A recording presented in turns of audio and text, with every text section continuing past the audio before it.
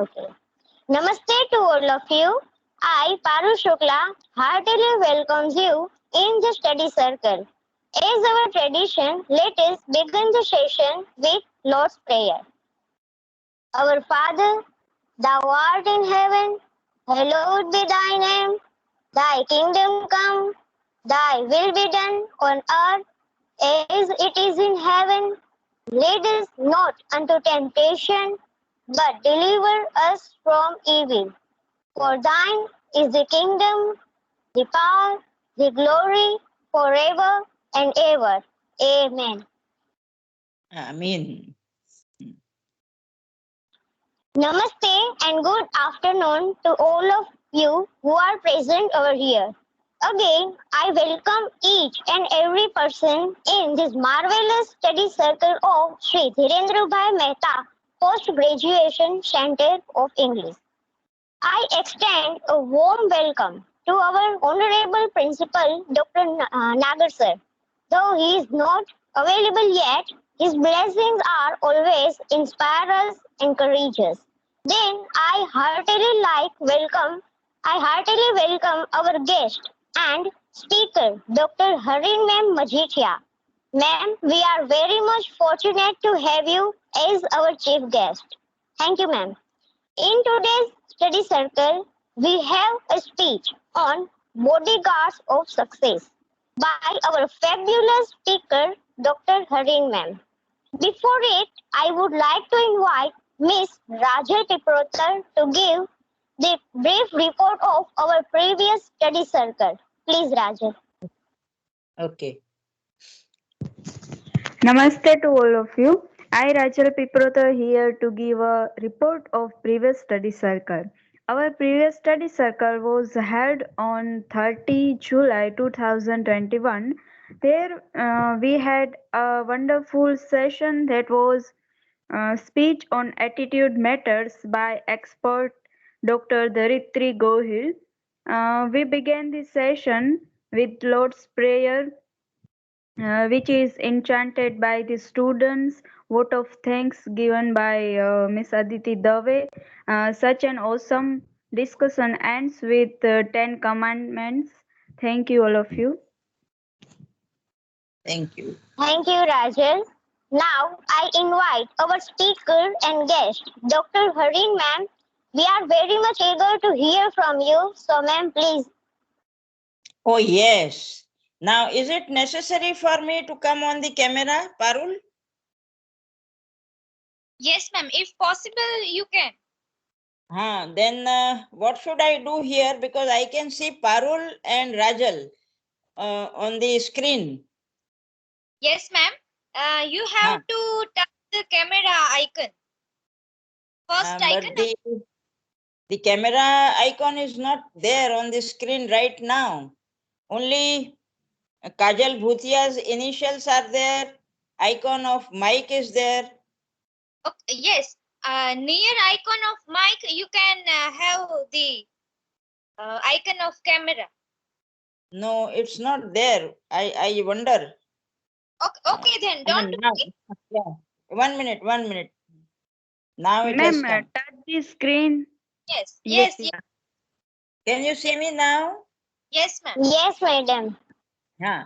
And if it is not necessary to see, then we will continue without camera. Yes. Then Okay? also. Yes. Yeah, that will be better, I think. So, okay. Only the speech will be there before you.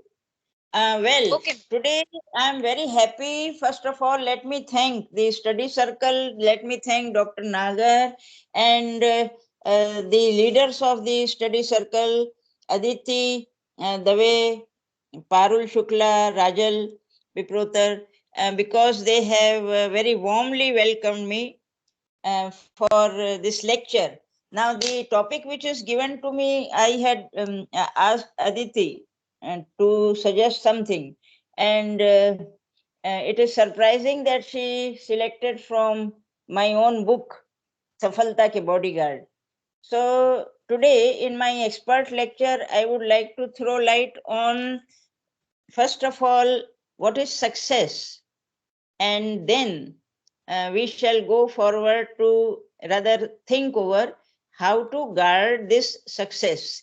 These days we are having a very good, rather fresh news is trickling down in all media from the Olympics.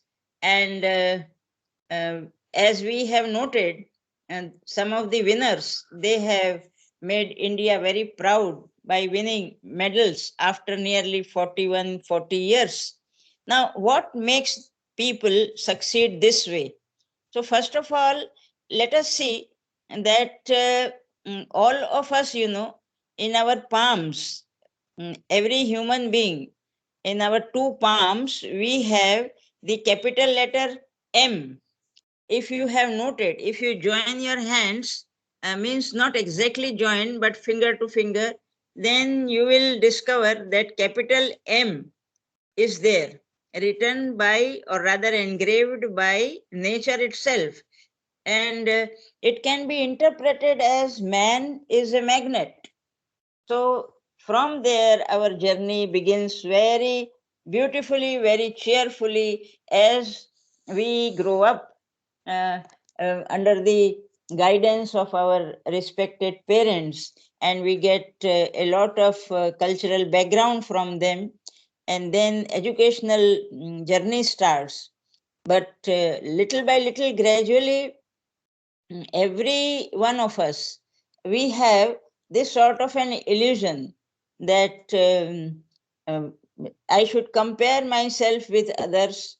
Right from our school, this feeling is imbibed in us, not by any particular person, but by the atmosphere of education itself. And that is perhaps the wrong step to success, because what I believe personally from my own experience, that if we compare ourselves with others, then we lag far behind and our time is wasted. Nature does not want us to be identical with anybody. Nature has given us a lot of treasure within us. So, for success, you see, as I have begun my lecture with this idea, that let us see first what is success. So, success is a relative term, સાપેક્ષ છે, because from person to person, success differs in definition. For example, some people may believe that if they become prime minister of a country, they will be called successful. Some other people may believe that if they are in the film industry and if they become celebrities, then they will be called successful, so on and so forth. But this is, it depends upon one's interest. So it is not success in the eyes of others. It may not be. So that is why for success, it is said that it is very personal, and every person should rather locate areas where he or she wants to go ahead, as Vivekanand has many times repeated in his lectures also, that blessed are those who have their goals, because a life without a goal is a wastage of time. And haphazardly and lazily, if we go on living, then we are not helping neither our country, nor our family, nor our friends. So the first step towards success is this, that we should discover where the magnet given to us by nature lies, means in which direction it lies, in which faculty it lies. And then we have to go on working for it. And once we achieve that success, then the major problem starts. And that problem is that expectations from people, from society, from family, from our workplaces, these expectations increase. Once you succeed, then people start expecting that you should constantly succeed. Now, this may be a misconception, but even the person who succeeds constantly starts feeling, perpetually starts feeling guilty if another step of success is not there. And here it is that we start searching for the bodyguards. How should we protect our success? How should we maintain it? How should we sustain it? This is a very difficult stage of life in every person's case, you know. And I would rather like to compare success with the point of the pyramid. As you know, in Egypt, pyramids are very famous tourist spots since antique times, ancient times. Now, the peak, that is zenith, or say the summit, that is such a point that on that, if you stand, let us compare. If you see this simile, that success is that peak of pyramid. If you stand on that, then there is a very high risk of your falling down. So that is why I like to compare success with that peak, because there you have to stand on the tip of your toes and you have not to fall down. Because in English there is a very interesting sentence: one who rides a tiger should not get down. If you get down, then the tiger will gulp you down. The tiger will eat you up. It will swallow you up. So if you have ridden a tiger, it means you have controlled that tiger. Now, once you control, then you can't get down. Success is like that tiger. Now, once you are riding that sort of a tiger, then the question arises that which are those tips which we should follow. For that, so many things from my own experiences, from the observation of people around me, I have seen that constantly you have to work, first of all. Secondly, you have not to have bloated ego. You can't go on pampering yourself that, oh, see, I am successful, whereas others are not. No, this feeling should not crop up. It should not. It should be nipped in the bud, as we say. Then we have to be very humble, just like a tree which bends down when it is full of its fruit. And literature carries this example of the fruit-laden tree in so many books. We learn from nature how to be humble.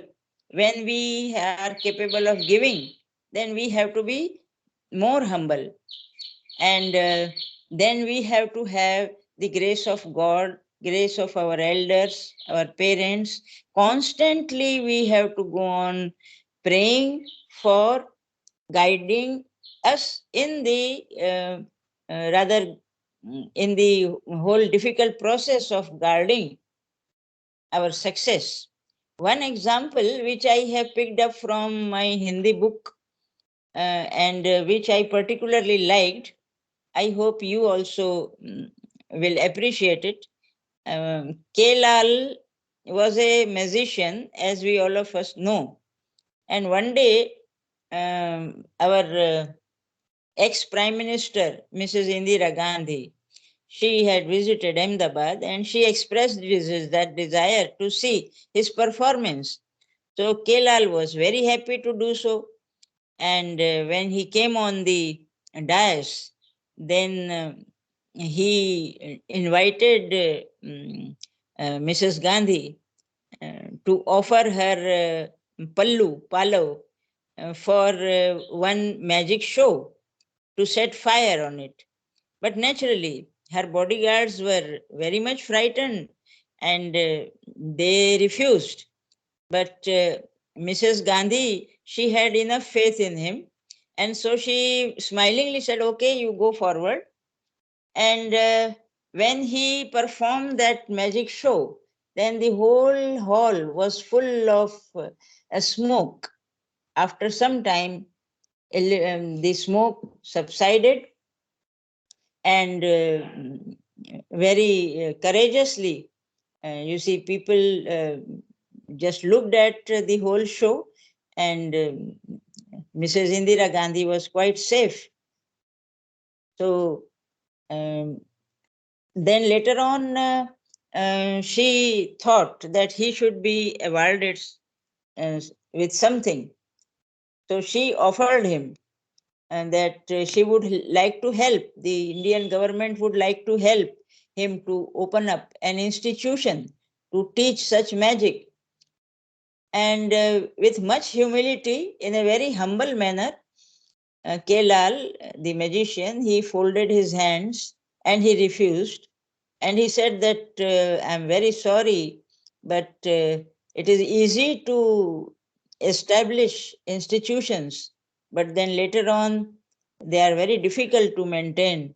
And I would not like to lose my independence for this. So he apologized, and people all around in the hall, they were so happy to see the magic show.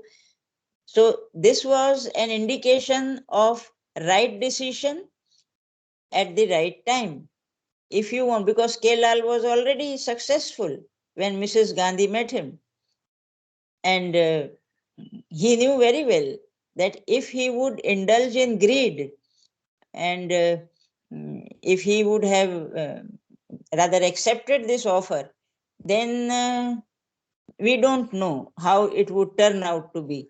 So he thought that his independent shows were better for him, because we know our own prakruti, what will suit us, what will not suit us. And connected with the same magician once, because he actually used to perform and conduct his shows all around the world. So once when he was in Japan, the prime minister over there was very much impressed by him. And quite interestingly, the prime minister offered to Kelal the citizenship of his country. And at that time also, the sixth sense of this magician came to his rescue. And he said, please, I am very sorry, forgive me, because I am already a citizen of India and I would like to continue to be so. So I do not want to be a citizen of Japan. Now, this is something which we salute, his patriotism, and again his humility. But one thing which we note in these two anecdotes, because these are real life anecdotes, they are not a fib of imagination. These incidents have actually happened. So one thing which we note is that Kelal could make out what is suitable to him, and he would not go for further greed. Second thing, to say no, that is also guarding your success. It's a bodyguard, the capacity to say no. Because many times what happens, that when we are successful in one area or another, then people, they expect so many things from us. And then if we go on just surrendering and agreeing with them, then a time will come when you will have no time for yourself. To say no and to refuse in a very humble manner something which will not suit you, this is also one of the bodyguards of your success. And one another incident, that is also a true one, because in my this book, which is in Hindi, I have selected the real incidents. Then that is why they are interesting and inspiring also. I would like to rather narrate one or two lines from a poet, Urdu poet, Shayer Asghar Godwi. Shayer Asghar Godwi, he says, मोए हवादिस से चला जाता हूँ हंसता खेलता, चला जाता हूँ हंसता खेलता मोए हवादिस से, अगर आसानियां हो जिंदगी दुश्वार हो जाए. Havadis means Kal Chakra, time, because the wheel of time goes on and on. So the poet says कि चला जाता हूँ हंसता खेलता means I enjoy and cheerfully go through the wheels of time. I have the courage to go on facing whatever time brings as a hurdle or obstacle in my way. And the other part of his line is, agar आसानियां हो, means if life becomes easy, जिंदगी दुश्वार हो जाए, then life would be difficult. There is a paradox. Asaniya and dushwar. Dushwar means difficult.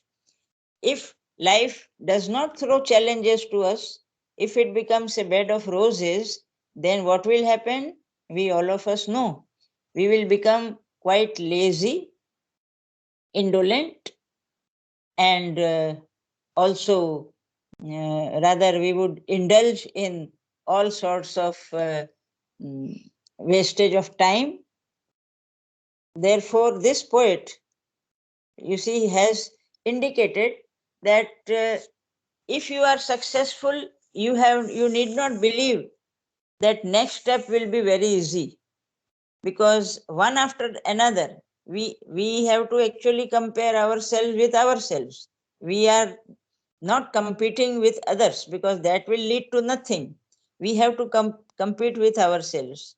For example, if when I post graduated from my college in Bhavnagar, then I had to see where and what I lacked. So I started purchasing original books of English from my first pay, and I knew very well that the road ahead was difficult. I had to teach special English to students. So naturally, when I was successful in my exams, as by the grace of God and my parents and all the elders and my professors, I could obtain highest marks in the university. At that time, it was Swaraj University. But I didn't stay put. I knew very well that this success is going to be a challenge now. I had to guard it. And for guarding it, I had to put in more of perseverance, painstaking efforts, and thus the journey begins. So we have to be very much disciplined and strict with ourselves. That is another bodyguard of success. Another anecdote I have selected from Vinoba Bhaveji. Once, he was sitting along with some of his listeners, and among the listeners there were some students also. And then one letter from Mahatma Gandhiji arrived, and someone delivered that letter to Vinobaji. He silently read the letter and tore it away. So the audience, they were surprised, and it was a small group, of course. He was just sitting in a friendly way with them. So among the audience, those students who were sitting, they pointed out and they asked him that, Vinobaji, why did you tear this letter? Because it is from Gandhiji, as we know. Because in conversation he might have revealed, or the person who delivered might have said that this is from Mahatma Gandhi. So the students asked him that, Vinobaji, please let us know, why did you tear it? Otherwise, you preserve all the letters of Gandhiji. Then Vinobaji with a smile said that इसमें कुछ गलत बातें लिखी हैं. Something wrong is written in this letter. So they were surprised and they asked, how is it possible? Gandhiji can never write anything wrong. And then Vinobaji revealed, well, he has admired me and he has called me Sarvashreshth Vyakti, that I am the best human being. So he says that इस पत्र में उन्होंने मुझे सर्वश्रेष्ठ व्यक्ति कहकर मेरी दुविधा बढ़ा दी. संसार में मुझसे अधिक गुणी लोग हैं, अवश्य हैं, अतः यह पत्र मुझे अहंकारी बना देता जो मेरी प्रगति में बाधक होगा, इसलिए इसे फाड़ दिया. So this was his answer. And wonderfully, in this answer, you see, we get so many tips to save and protect our success. First of all, we learn that if we are bracketed, or if we are titled, rather not entitled, but we are titled as one of the best or the best in whichever area we are working, then it is a signal to us not to be so an upstart, not to be haughty, not to be arrogant, not to be rude. And we have not to indulge in our ego and bloating our ego or pampering our ego, because it is the goodness of people when they call us one of the best, or say the best in whichever area we are working. It is their goodness. But we individually, we know where we stand. We have to go a step further. As just yesterday in Divya Bhaskar, Abdul Kalam, APJ Abdul Kalam, he has, in one of his books, you see, he has mentioned some things. And one of the things which I liked, one part of that book was given in the paper. And he said that you have not to look back. You have just to go on working, working, working. Calm, calm, and calm. And he gave the example, Abdul Kalam gave the example that when he was a student, among the scientists, he was working on one project. He was the project leader, and a team was working under him. So when their head came to visit and asked for the progress of the project, then naturally Kalamji, he showed, the team was also there, but the head was not satisfied. And he said that if you don't get the work done within this certain time limit, then I will cancel your scholarship. So Abdul Kalam was worried. In his article yesterday, he has mentioned that he was so worried because he didn't have enough money for food, or even from scholarship he was thriving. So he said that all of us in the team, we started working day and night, just pressurizing our brain to, because it was a science project, so it was difficult. And so he said that after that deadline which our head had given, when he visited us, then we showed him the result of our hard work, and he was very happy, and he passed the project. So this is how, if success is expected from us, then it means we have to go on guarding it also all along. And it teaches us, success actually teaches us how to be well mannered, how to be polite, even towards those who are not successful.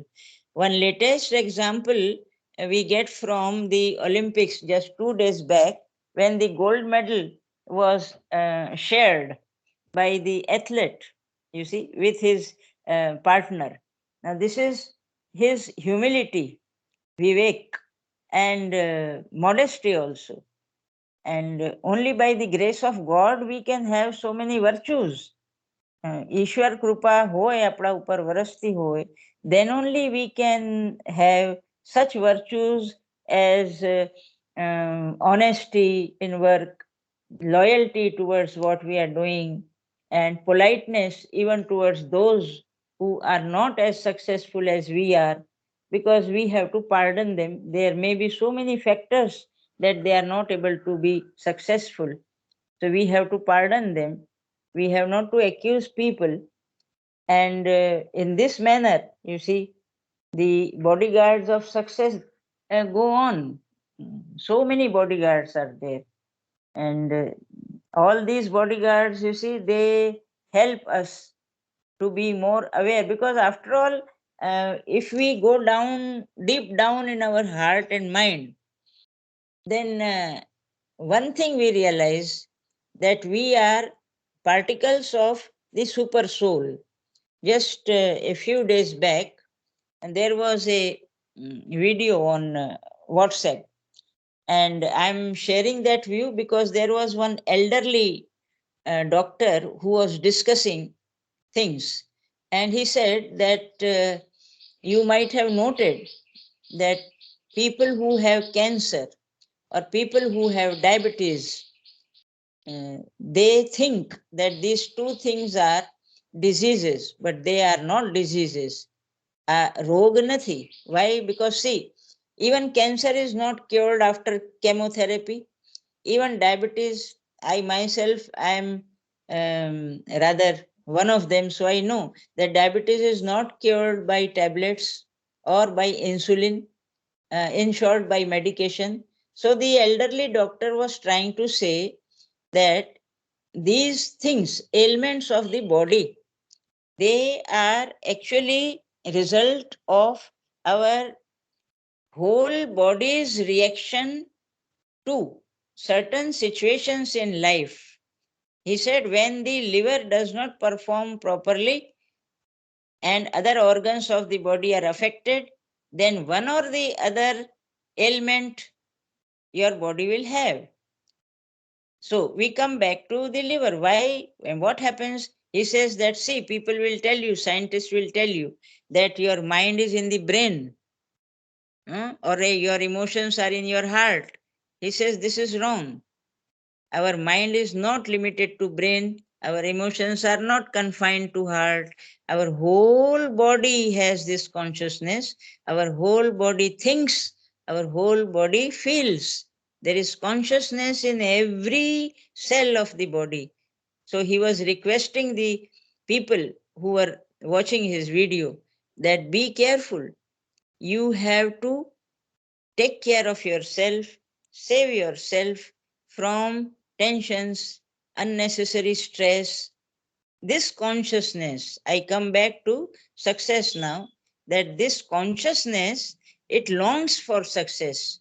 Every person, you will not come across anyone who will say that, no, I don't want to be successful. Because success is very individual and very personal. So the consciousness, it longs for it, it pines for it, because the superpower, it wants to merge with that superpower. And so when it takes birth in the form of a human body, then it has all this, what we say, gun of the body, you see. So it looks around and it starts thinking, how can I be successful? Where should I be successful? And when will I be successful? So this journey is a very long one. It is a difficult one, but it is very charming and cheerful. And that is why our responsibility it is to safeguard it from losing. It slips through our fingers very soon if we become arrogant, if we become what we say abhimani or gamandi, then it slips through our fingers. If we become lazy, then also it departs from us. And if we become overconfident, then also there are chances that we may lose our success. So, it is a very sensitive ground. A successful person stands on a very sensitive ground. And this is how I look at it. So I hope you have enjoyed my whatever light I could throw on it. Dear students and listeners, you can give me your feedback. Yes, ma'am, definitely we liked a lot because as you are teaching with an example, so it is very much wonderful. Thank you so Yeah. very much. Yeah, and examples are the real ones. Yes, Actually, it is one of my hobbies to get these paper cuttings from wherever I come across such examples, and I make a file. So I like to share with students, you see, the real incidents. And in our current times also, from wherever we get such news, people, and these athletes these days, you must be watching the news also of Olympics. They are so hard, they work. My God, it is mind blowing. It is very difficult to believe. They work so hard, and they have to swim against the current because there is a lot of corruption everywhere. In sports also, it is not easy. The other day, just yesterday, in Times of India, they had given a picture of that wrestler, Kustibaj. I think Ravi is his name, Dohlia, or his surname I have forgotten. And he was wrestling with one person from Kazakhstan or somewhere. And when the other rival was down on the ground, then he bit the arm of Ravi. That close up was given by the camera in the paper. હવે તમે જો એમ કરવું foul ગણાય છે. It's foul play. The wrestler has not to bite. જેથી કરીને ઓલાને ધક્કો લાગે ને એ ઊભો થઈ જાય કુસ્તીબાજ. That is why the rival, you see, he bit on his arm. So I was just thinking that, see how difficult it is. And yet we have not to lose our hope. And we have to just go on and on. So thank you so much for giving me this opportunity of going through my book, because as a matter of fact, when these books are published, I gift them and then I forget about them. You see, so I don't go on perusing them again and again. But today I went through this book in Hindi, and I started wondering that, oh wow, how interesting these anecdotes are, really. Okay, thank you. Thank you, ma'am. It's just awesome. Very much encouraging and inspiring. Means a Yeah. lot to us. We are so grateful to hear from you, ma'am. Thank you. Thank you so much. Yeah, and I'm sorry that I could not come on the camera because you see, I don't like my hairstyle today. There is a lot of oil in my hair. So excuse me for that, you see. No Okay. issues, ma'am. It's okay. Yeah. Now, I would like to invite Miss Aditi Dave to deliver the vote of thanks. Okay. Yes. Thank you so much, Parul. Yeah. Namaste to all of you. Hmm. It's wonderful to thank everybody. Hmm. Today, first of all, I would like to thank Almighty God who gives us a strength to do something new every day. Then I would like to thank our dear principal, Shri Dr. Nagar sir, who inspires us and guides us. Then I will heartily thank Dr. Harin madam for her wonderful speech. Thank you so much, madam. Her thoughts Thank are you. very much inspiring and thought-provoking. Right. Very Thank much you. Thank you. for your efforts and your precious time. Yeah, it's my pleasure. Yes. Pleasure is mine. Pleasure is mine, my dear. Thank you so much. Yeah. Then I think our all the teachers who guides us and helps us in a right way. Here I Yeah. can forget Dr. Ketki madam for suggesting a wonderful subject for this wonderful session. I will thank today's chairperson Ms. Parul Shukla for this wonderful session, and then thank to Rajal Piprotar for the report of the previous study circle. Thanks to Right. my all the friends to join us online. Thank you everybody. Thank you so much.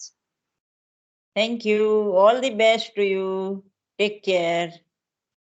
Thank you, Aditi. Let us end the session with 10 commandments. And for this, I again invite Miss Aditi Dave. Sure. I am the Lord your God. You shall not have strange gods before me. You shall not take the name of the Lord your God in vain. Remember to keep holy the Lord's day. Honor your father and your mother. You shall not kill. You shall not commit adultery. You shall not steal. You shall not bear false witness against your neighbor. You shall not covet your neighbor's wife. You shall not covet your neighbor's goods. Thank you so much. Thank you. Thank you. Thank Wonderful. you, Aditi. Yes. Thank you. Yeah. And please start your cameras for just 1 minute so that we can have a wonderful photo together.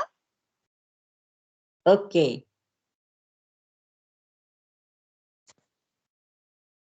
Yes, Sonal, Kajal, and Kirti.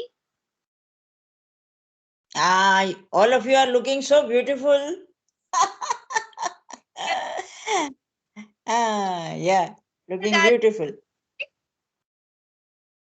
Yeah. Sonal looks a scholar, huh? Like Parul with specs. Thank you, ma'am. Yeah. Yes, Kirti, will you please start your camera? Kirti. Yes.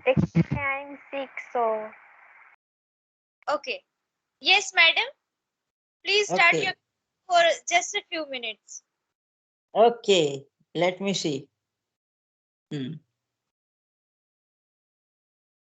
you see me? Yes, yes, ma'am. Yes, ma'am. Okay.